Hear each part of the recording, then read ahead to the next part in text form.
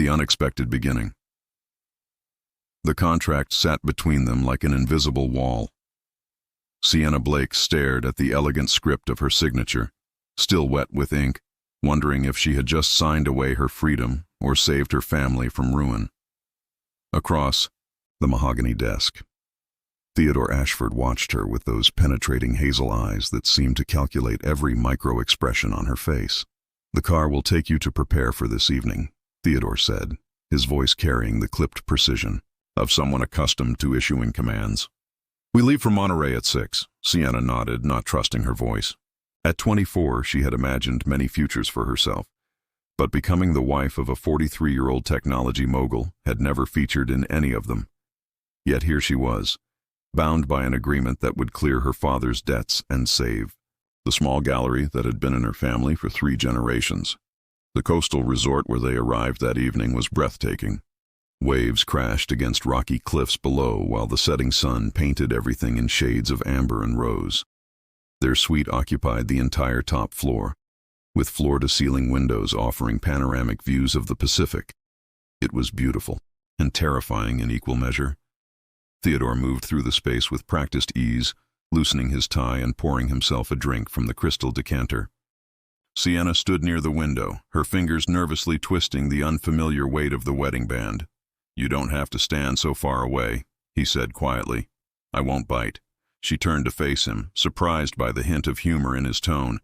This was different from the cold businessman who had negotiated the terms of their arrangement with her father's lawyers. "I'm just trying to process everything," Sienna admitted. "Yesterday I was debating color palettes for my next exhibition. Today I'm married to someone I met 3 times.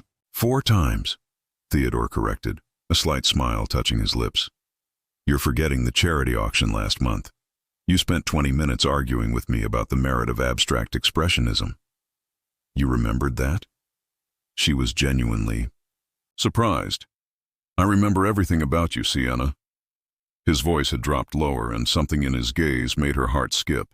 "The way you bite your lower lip when you're thinking, how you tuck your hair behind your left ear when you're nervous, the fact that you drink your coffee with too much sugar and not enough cream." The intimacy of his observations made her breath catch.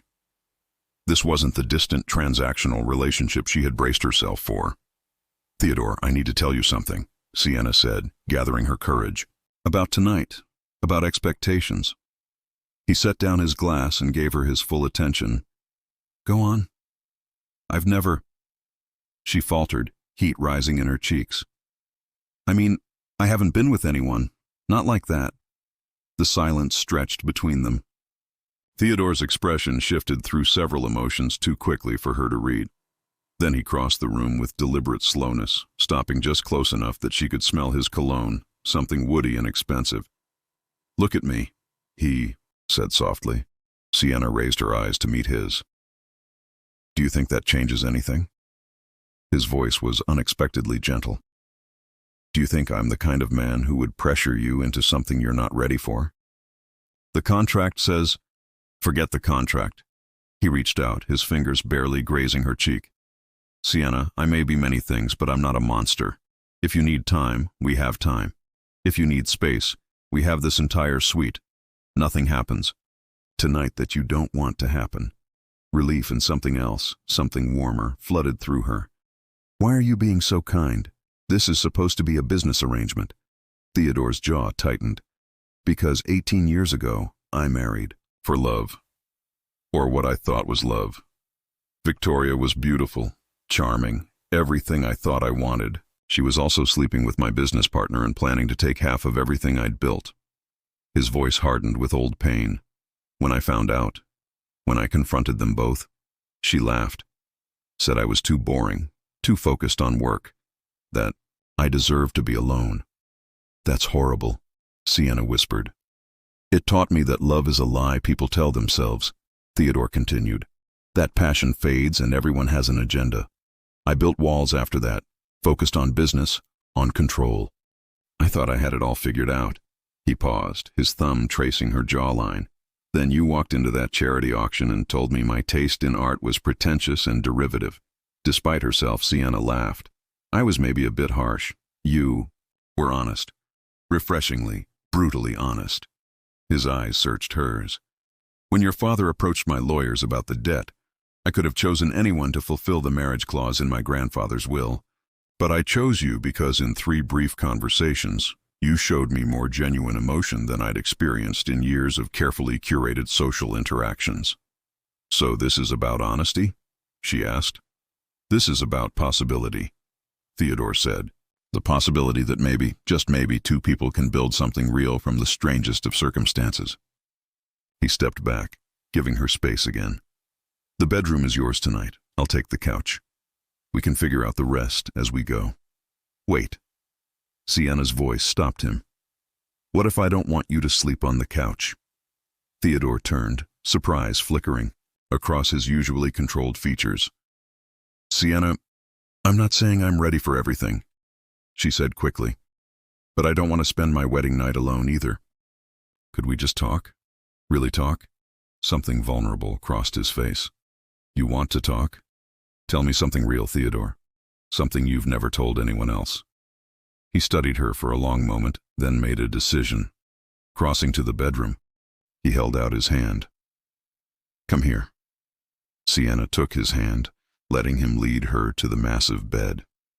They sat on opposite sides, shoes off, the tension between them shifting from anxiety to anticipation.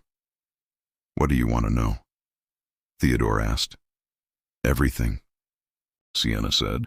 Start with why you really agreed to this arrangement. He was quiet for so long she thought he might not answer. Then, slowly, he began to speak. After Victoria, I convinced myself I didn't need anyone. I built an empire, made more money than I could spend in 10 lifetimes, earned respect and fear in equal measure. But every night I went home to an empty penthouse and felt nothing but the echo of my own footsteps. His voice dropped. I was suffocating in my own success, Sienna.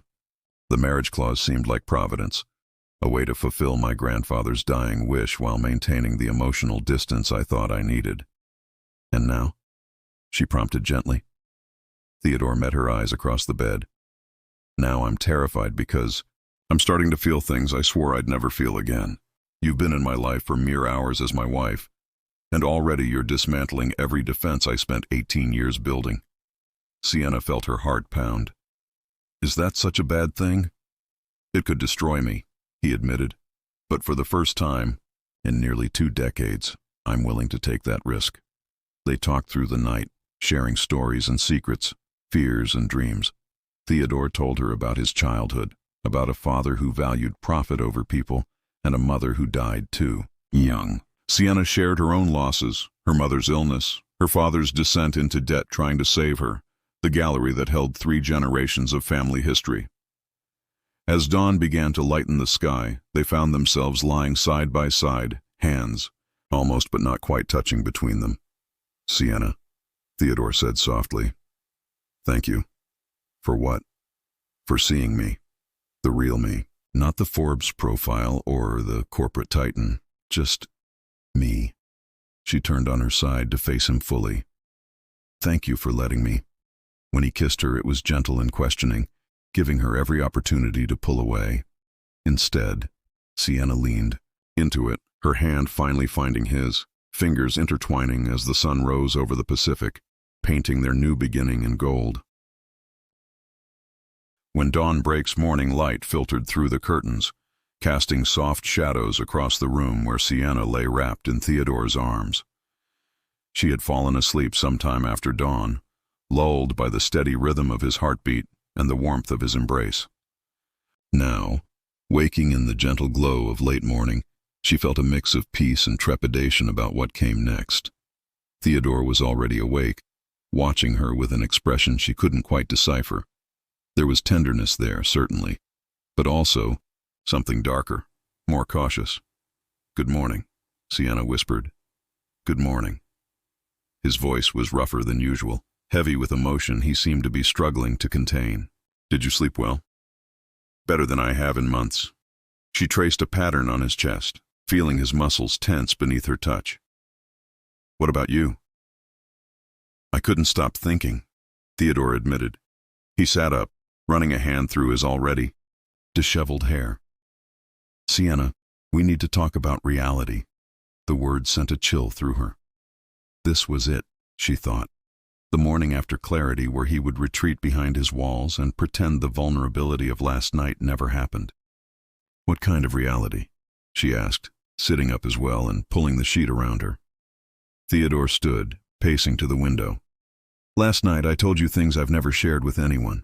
I let you see parts of me that I've kept hidden for years. And it was... He paused, his hands gripping the window frame. It was terrifying and liberating in equal measure. Then why do you look like you're about to push me away? He turned sharply. Because I don't know how to do this, Sienna. I don't know how to be vulnerable without waiting for the other shoe to drop. Every instinct I've developed is screaming at me to retreat, to protect myself before you have the chance to hurt me.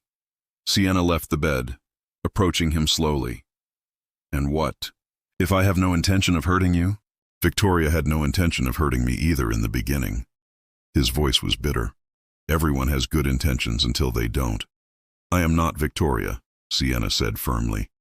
And you need to stop punishing me for her crimes. I'm not... Theodore stopped, closing his eyes.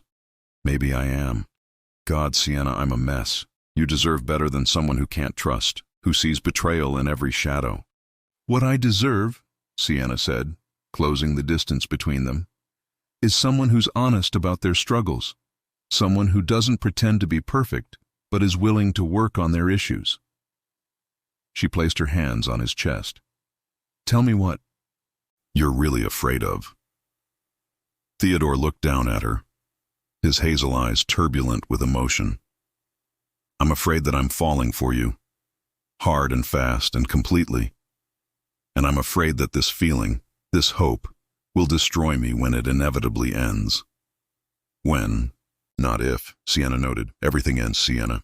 Every good thing eventually turns sour. What a sad way to live, she said softly.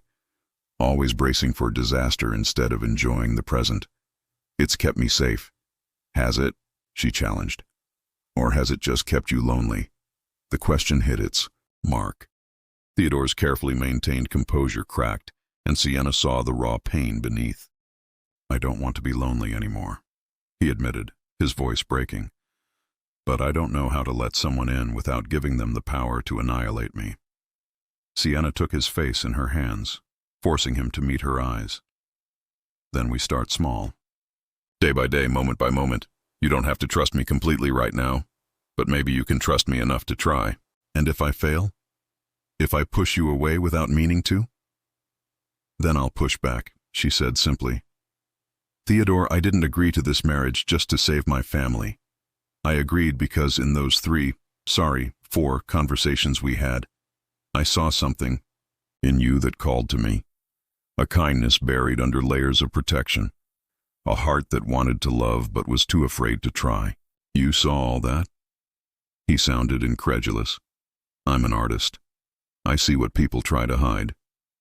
She smiled gently. And what I see in you is someone worth fighting for, even if that means fighting against your own fear. Theodore pulled her into his arms, holding her with a desperation that spoke volumes. I want to believe you. I want to believe this could work. Then believe, Sienna whispered against his chest. Just for today. We can worry about tomorrow when it comes. They stood like that for a long time, the morning sun warming them through the window. Finally, Theodore pulled back enough to look at her. I have a confession, he said. Sienna's heart skipped. What is it? Last night, when you told me you'd never been with anyone, part of me was relieved. Relieved? It meant I wasn't competing with memories or comparisons. It meant that if we chose to be together in that way, I would be your only reference point. He touched her face gently. Selfish, I know. Not selfish, Sienna said. Human. Theodore kissed her forehead. I want to do this right, Sienna. I want to build something real with you, not just fulfill a contract. But I need your patience. I need you to understand that I'm going to stumble, that my instincts are going to tell me to run, and that I might hurt you without meaning to. I can give you patience, Sienna said, but you have to promise me something in return. Anything. Promise. You'll talk to me when you're scared. That you won't just shut down and disappear behind your walls. Even if it's hard, even if it feels impossible, promise me you'll let me in. Theodore was quiet for a moment, weighing the commitment she was asking for. Then he nodded. I promise. It won't be easy, but I promise to try. That's all I ask. They spent the rest of the morning talking, planning not just the logistics of their shared life, but the emotional territory they would navigate together. Theodore admitted he had already started seeing a therapist after the divorce, working through his trust issues and the wounds Victoria had left. Sienna shared her own anxieties about losing her identity in his overwhelming world. I don't want to be just Theodore Ashford's wife, she said. I have my own work, my own dreams. Then we make sure those dreams have space, Theodore said immediately. In fact, I have a proposition. Another contract? She teased. More like an investment. Your family's gallery. What would it take to make it financially stable again? Sienna blinked. Theodore, I can't let you just... It's not charity, he interrupted. I've done my research. The gallery has incredible potential. It just needs capital and better management. What if we turn it into something bigger? A showcase for emerging artists? A place where new talent can actually make a living from their work? You'd do that? I'd do that for you, yes. But also because it's a good investment. I'm not entirely altruistic. He smiled. Though I'm learning to be more generous with the people I care about. Sienna felt tears prick her eyes. This is more than I ever expected. Get used to it, Theodore said, kissing her softly. I may be terrible at emotional expression, but I excel at practical demonstrations of affection. Fair warning, you're going to have to stop me from trying to solve all your problems with money. I think I can manage that, Sienna laughed through her tears. As they packed to return home, Theodore pulled her aside one more time. Sienna, I need you to know something. Last night, this morning, all of it. It wasn't just about physical attraction or fulfilling an obligation. You've given me something I thought I'd lost forever. What's that? Hope, he said simply. Hope that maybe I'm not as broken as I thought. Hope that maybe I can learn to love again without fear consuming me. Hope that at 43, with all my baggage and scars, I might still get a chance at happiness. Sienna touched his face. This complicated man who had somehow captured her heart in less than 24 hours. And you've given me courage. Courage to trust in possibility, to take risks, to believe that sometimes the strangest beginnings lead to the most beautiful journeys. Are you always this poetic, Theodore? Asked with a smile. I'm an artist. It's an occupational hazard. They kissed again, and this time it held not just passion, but promise. A promise that they would face whatever came next together, that they would fight for this unexpected connection, that they would build something real from the foundation of an arranged marriage. As their car wound down the coastal highway, leaving the resort behind, Sienna looked at Theodore and saw not just her husband by contract, but her partner by choice. The road ahead wouldn't be easy, she knew that. There would be stumbles and misunderstandings, moments when his fear threatened to overwhelm his hope, times when she would doubt her own strength.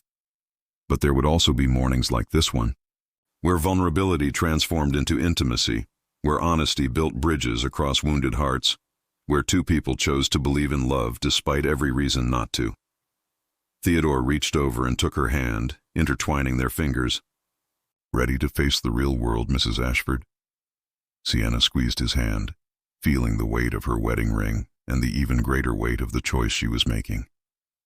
Ready to face it together, Mr. Ashford? And as the Pacific Ocean sparkled, in the distance and the road stretched toward their shared future, Sienna allowed herself to believe that sometimes, just sometimes, the most unexpected beginnings could lead to the most extraordinary love stories. If this story touched your heart even just a little, if you believe that kindness can heal and that love can grow from the most unexpected places, then don't forget to hit that hype button and subscribe to Every Verse Stories for more powerful tales that remind us what truly matters. We share real emotional and inspiring stories that speak to the soul. Your support helps us keep telling the stories that move the world. Subscribe, hit and stay with us for stories that heal. This is Every Verse Stories. See you in the next one.